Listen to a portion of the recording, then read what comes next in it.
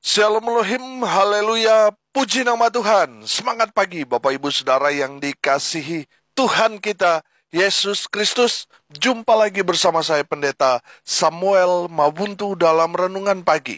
Ke 2030 hari Renungan Pagi ini mengudara. Puji Tuhan. Bapak Ibu Saudara yang dikasihi Tuhan, sebelum kita membaca, mendengarkan, dan merenungkan firman Tuhan hari ini, mari kita berdoa. Minta pimpinan Roh Kudus. Kita berdoa. Bapa di surga, kami sangat membutuhkan kebenaran firman-Mu sebagai makanan tubuh, jiwa, dan roh kami.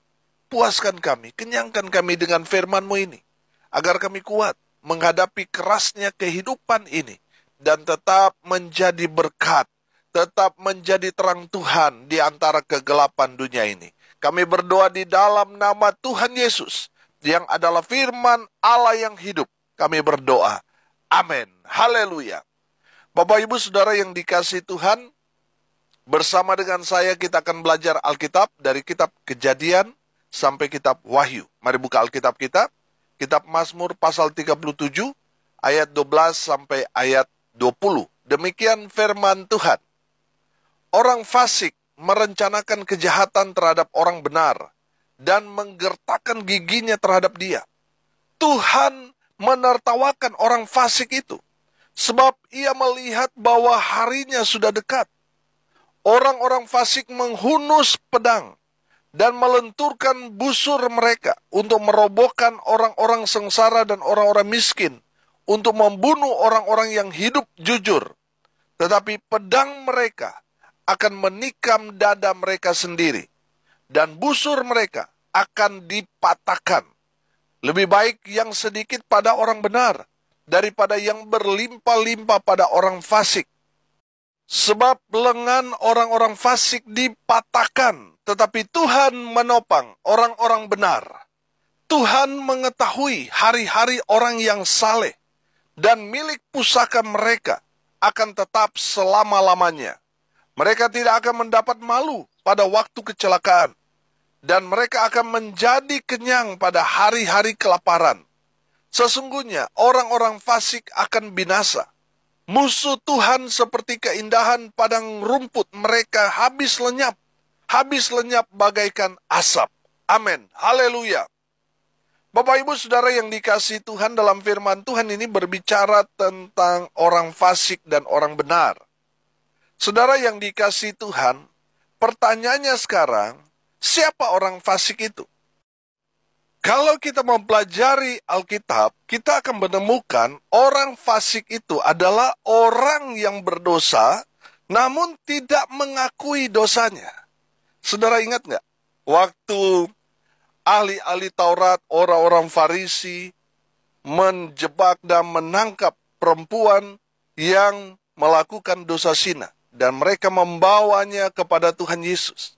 Saudara, mereka sebenarnya ingin mengetahui, ingin mencobai seberapa besar pengetahuan Tuhan Yesus tentang hukum Musa. Menurut hukum Musa, orang yang kedapatan berbuat zina, orang yang melakukan dosa zina, mereka harus dilempar batu sampai mati di luar pintu gerbang. Itu hukum bagi orang yang melakukan dosa zina. Dan mereka ingin mengetahui, apakah Yesus paham atau tidak hukum Musa itu. Nah, saudara, ketika mereka memperhadapkan perempuan yang kedapatan berbuat dosa zina ini di hadapan Tuhan Yesus, Tuhan Yesus membungkukkan dirinya dan dia menulis sesuatu di tanah, saudara. Saudara, kita nggak perlu bahas apa yang Tuhan Yesus tulis di tanah itu, saudara. Saudara yang dikasihi Tuhan, dengar ini baik-baik.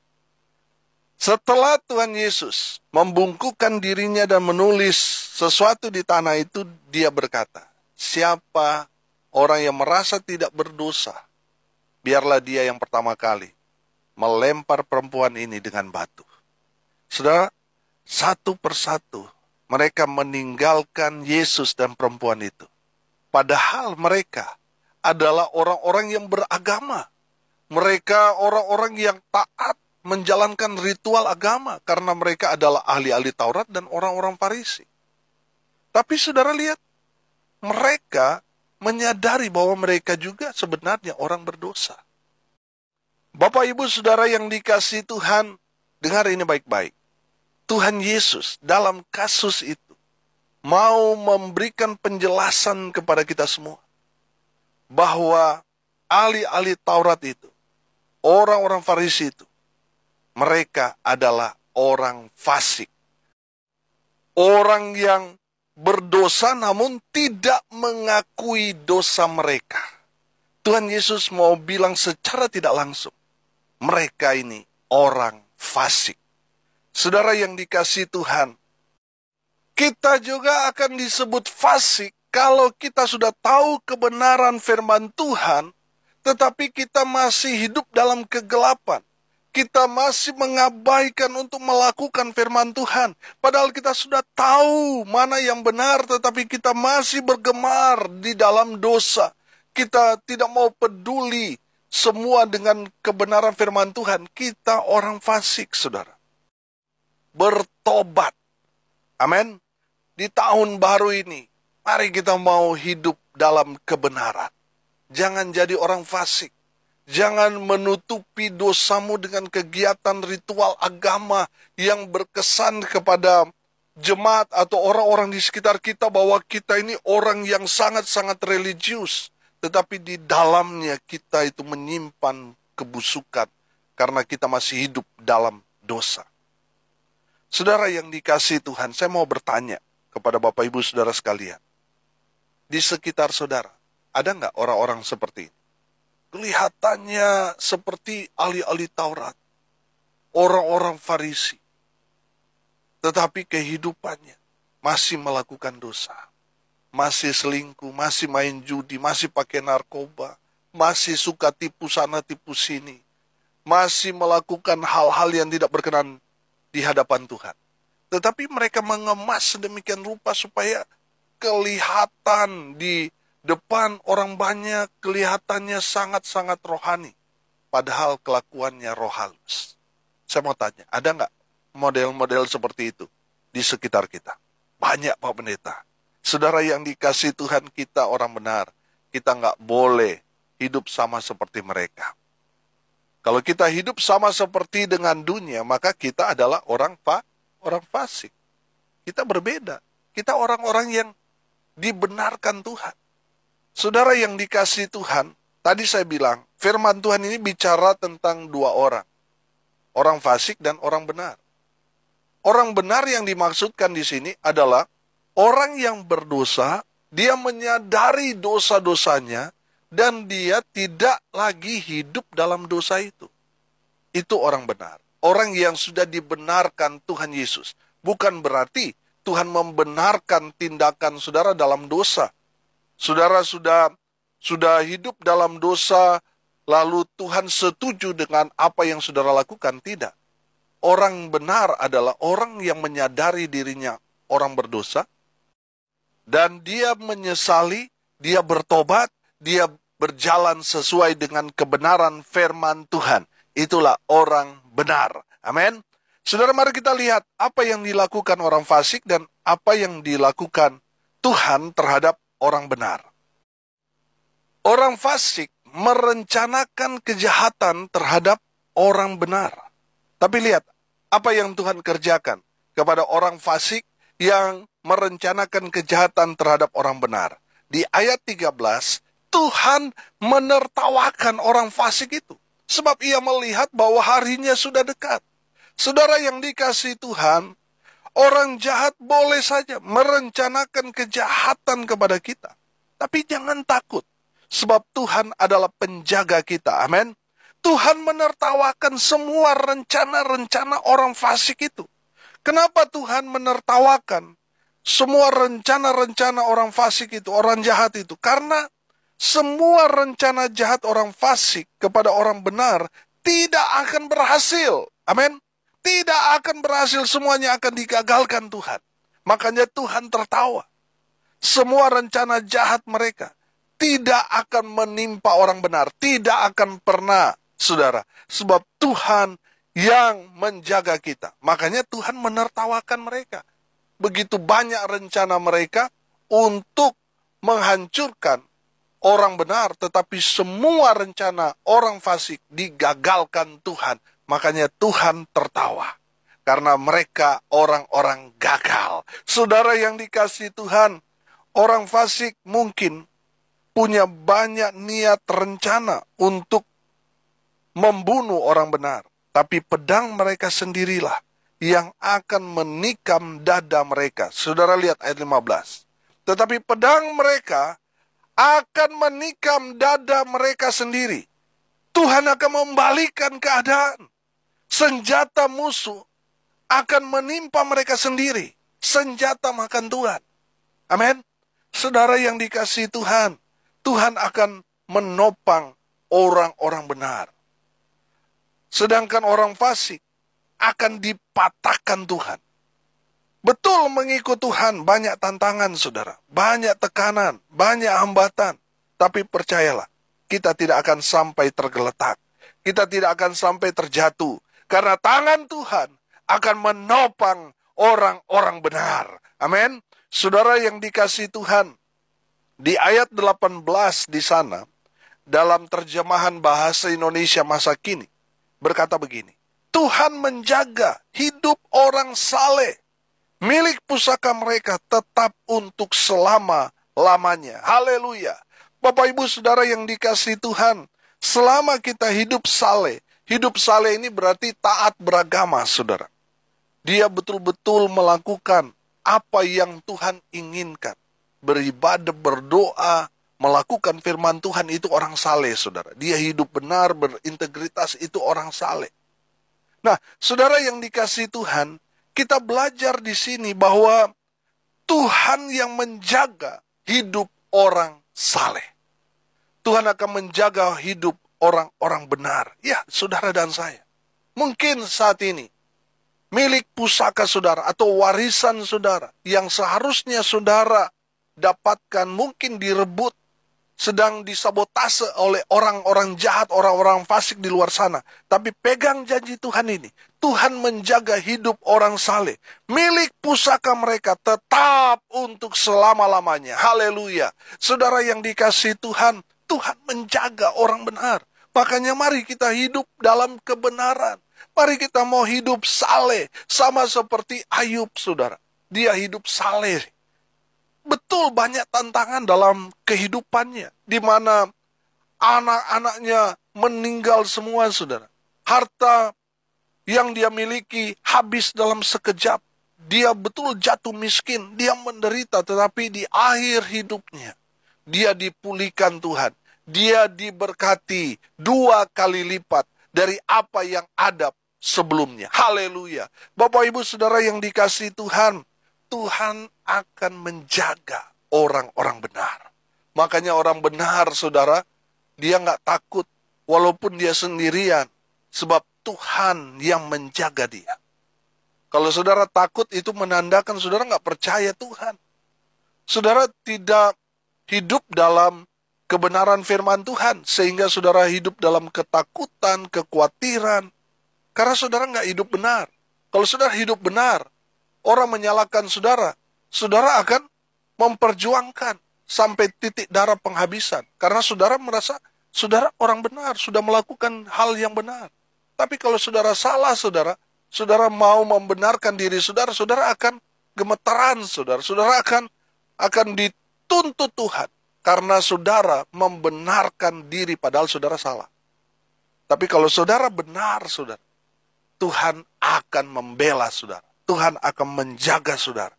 Kalau saudara hidup saleh, oh haleluya. Semua apa yang orang rampas daripada saudara, itu akan Tuhan berikan kembali. Bahkan lebih daripada itu. Amin. Haleluya. Tuhan menjaga hidup orang-orang benar, orang-orang saleh. Makanya kita tidak perlu takut. Kita tidak perlu khawatir.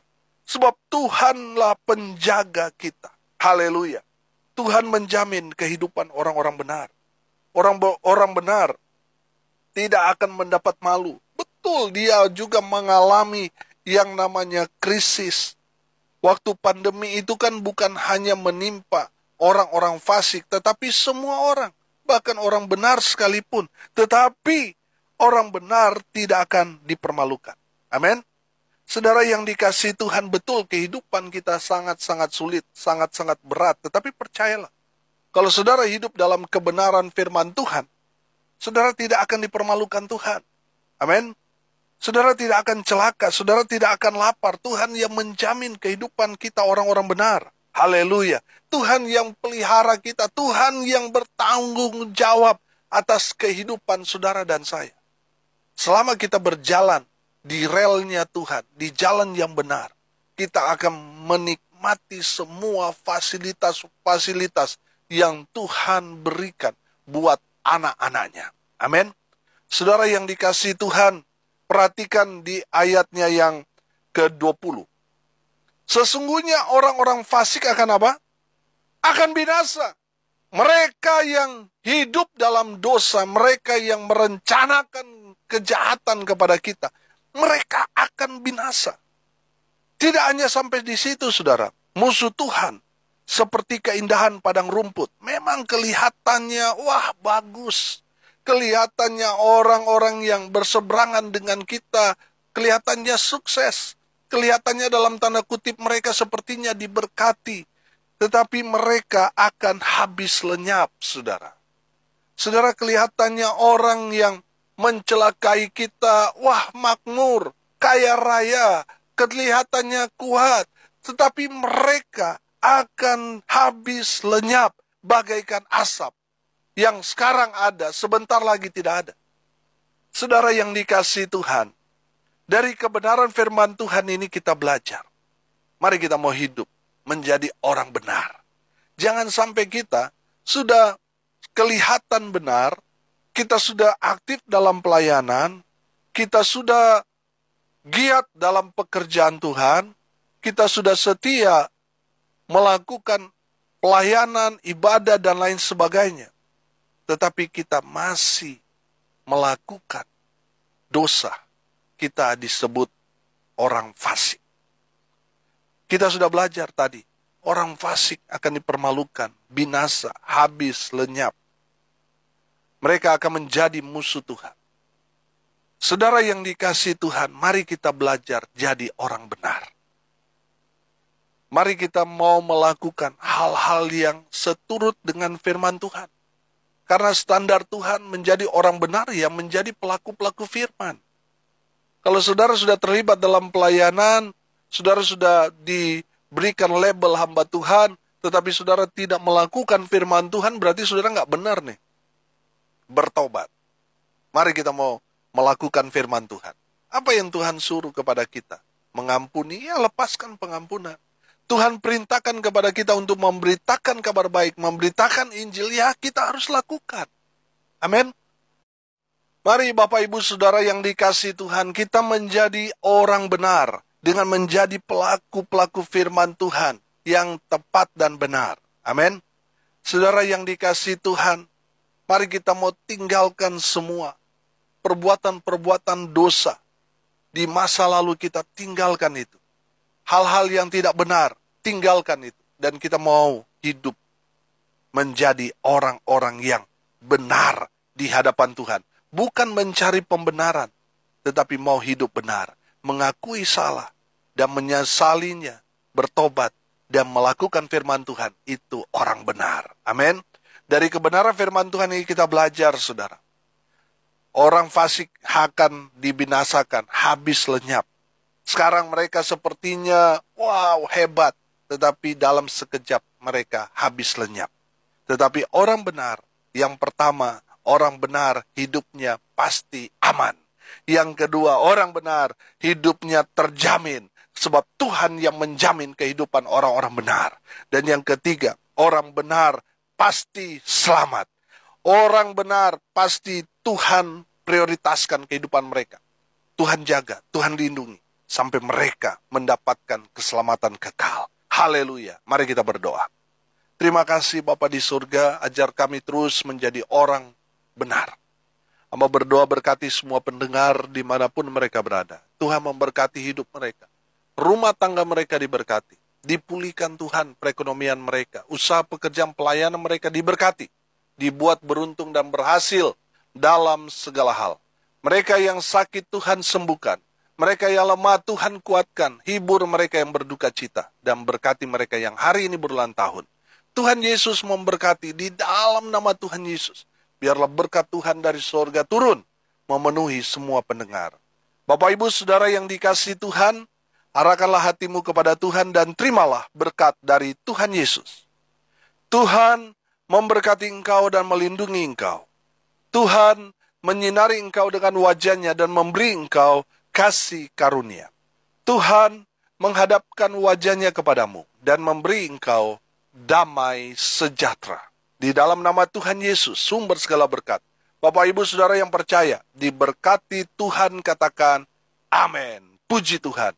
Bapak Ibu Saudara yang dikasihi Tuhan, kalau saudara merasa diberkati melalui renungan pagi ini, bagikan juga kepada saudara-saudara yang lain, supaya mereka juga diberkati. Karena untuk itulah kita dipanggil, untuk jadi berkat.